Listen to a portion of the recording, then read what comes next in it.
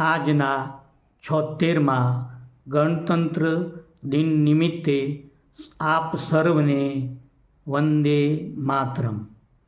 મારું નામ સુરેશભાઈ પટેલ, સુપ્રીત, દહેગામ.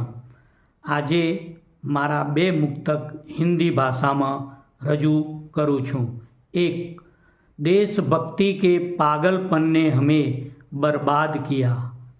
देशभक्ति के पागलपन ने हमें बर्बाद किया.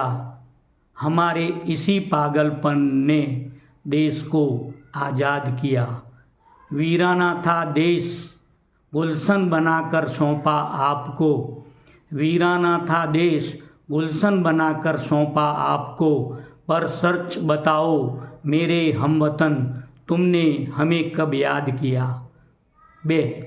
हमारे तिरंगे के 3 रंग, जीवन में भरते उमंग. हमारे तिरंगे के 3 रंग, जीवन में भरते उमंग. सबका सर गर्व से ऊंचा हो जाता तिरंगे के संग. देश भक्ति का तूफान दिल में छिपाए रखेंगे हम. देशभक्ति का तूफान दिल में छिपाए रखेंगे हम. तिनके की तरह दुश्मन को उड़ा देंगे, जीतेंगे हर जंग. आभार.